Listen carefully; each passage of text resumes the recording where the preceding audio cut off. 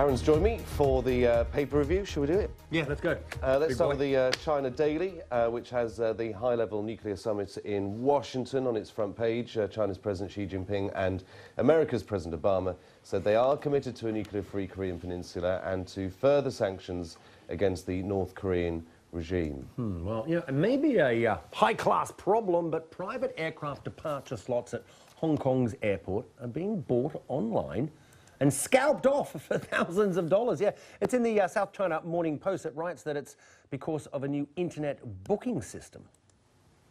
The Wall Street Journal reports on a probe that alleges that the Malaysian Prime Minister, Najib Razak, paid out $15 million for clothes, jewellery and a car. Nice. The Guardian reports on the UK's financial books and new figures that show its current account deficit is the biggest ever recorded. Now, the Financial Times reports that the drug maker GlaxoSmithKline has made a pledge to not seek patent protection on medication in low-income countries. Now, that gives the developing world better access to drugs and cheaper drugs as well. Hey, check this, Chris. It's drone daycare. I love this. But looking after tots. Oh, whoever wrote that, I got hats off to that one. Hey, this is an artist's impression from Japan of how robots will soon be able to take care of children, apparently. The Japan Times writes about a trial that's due to start in a few months' time, and apparently they can stop temper tantrums and tears. We should get you one. Not sure how they're going to do that. We're going to see what he's like in the dressing room.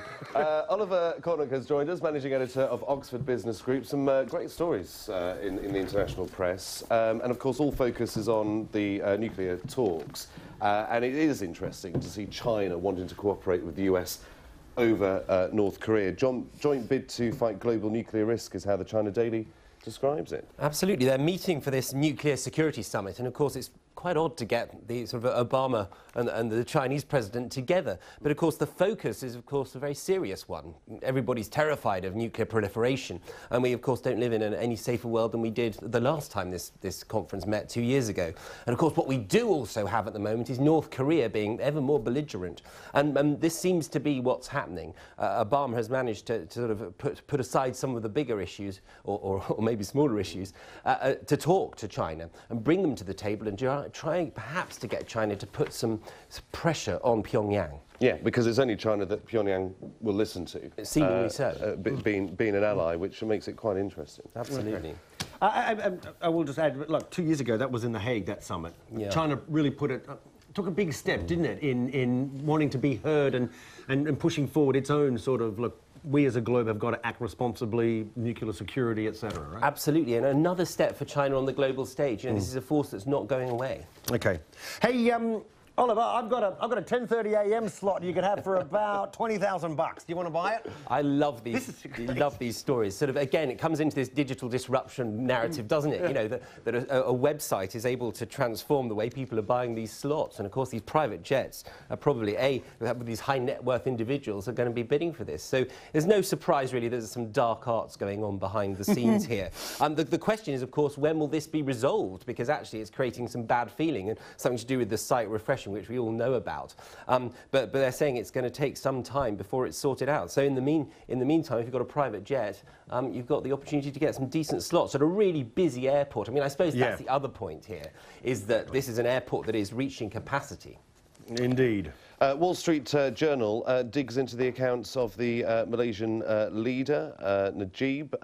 He spent $130,000 on Christmas presents, it looks like. Well, I think it's his wife did in Chanel in Hawaii or something. I mean, the whole story is part of this bigger issue that he's facing in Malaysia. If he wants to spend his own money and that much money, that's fine. But isn't that the issue? Absolutely. And the question is quite what this fund, this Malaysian or Malaysia Development Fund, I think it's called, is actually doing. And the investigations that are going on, not even so much the investigations, it's actually the sentiment around this now. This is actually quite a dark cloud, and it seems that some of this is being hived off as well into think tanks and lawyers and things. So I think there's some questions to definitely be answered here. And it comes what? This comes just a day after South Africa, President Zuma, right? President Zuma, yeah, absolutely. who has been accused of spending an awful lot of money on his compound. On his private his tennis courts, yes. Not constitutional, they say. No. Say no more. Say no more. Let's talk about closer to home right here. Our current account deficit. Biggest on record. Basically, it's showing that over the past several years, Brits have had more of an appetite to buy stuff in than foreigners have to buy UK stuff going out. Is that right? Absolutely, and this is not good news for the Chancellor. Not least because, like all of these financial stories, you can dress it up, you can turn it around, you can say this is because actually our trading partners, their growth has slowed. The bottom line, though, is very clear to see. This deficit has grown, and domestically that's not good news. It's also going to fuel, I know we probably don't want to talk about it, the Brexit campaign. I'm glad, no. Yeah, no, because can I just add, the Chancellor yesterday, off the back of these numbers, he used these numbers to bring this up. He mentioned, look, now is not the time, he said, to be contemplating leaving the EU. And is the argument there, I just want to get this in, is the argument there that if the UK was to leave the EU, it would be more expensive to service the UK debt? Well, it could be, and this is the other thing. We're not getting any definite answers there. One of the things, though, that does come out of this Guardian story is very much that we're a service-based economy now. I mean, this steel story going on in the background is also tantamount, is testimony to this. We do an awful lot of financial servicing for Europe, and were we to lose that, I think the city would be impacted. But that's only one small part. It's interesting. Every economist I've heard talk about the Brexit. They say yes, there are some good things about staying in the EU, and there's some bad things about pulling out. Nobody knows. Nobody knows. It's 50-50. Or they're all Librans. They're all edging their bets.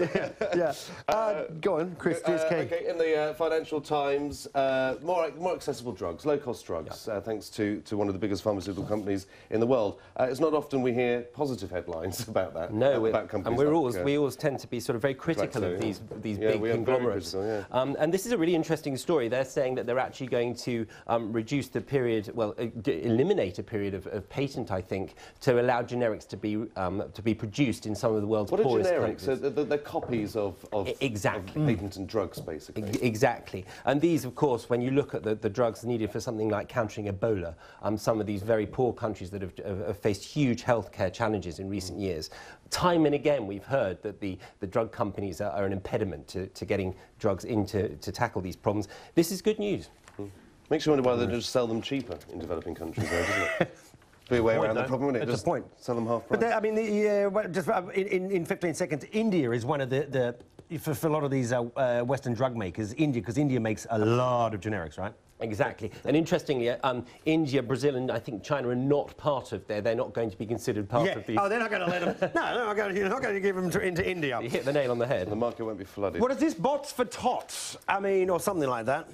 Well, it's incredible. In this week, we've heard about tweeting robots going rogue, foul-mouthed. and I love the idea. Any of us who've read a story time and again to a child, anybody who's been asked to put that story tape on again and again and again, will perhaps see this as a relief. I don't see that it's going to happen immediately, and there'll be some huge criticisms of outsourcing your childcare to a care droid, as they're known. But quite where this goes, goodness only knows. Apparently, they can look after 60 children potentially. Well, you're going to need more than a flying drone, though, aren't you? This is what I don't understand. But anyway, I don't know. It might save a lot of marriages. Put it that way. Come on, Japan. Let's see. Let's see. What about robot kids? At least you can switch them off. That'll be next. That's a good idea. That's a good idea, right there. Let's pay it. That's the newspaper review. Thanks, mate. We're going to have. Thank you very much, Oliver. We're going to have the latest headlines for you. So don't go away. Watching BBC World News. Bye bye.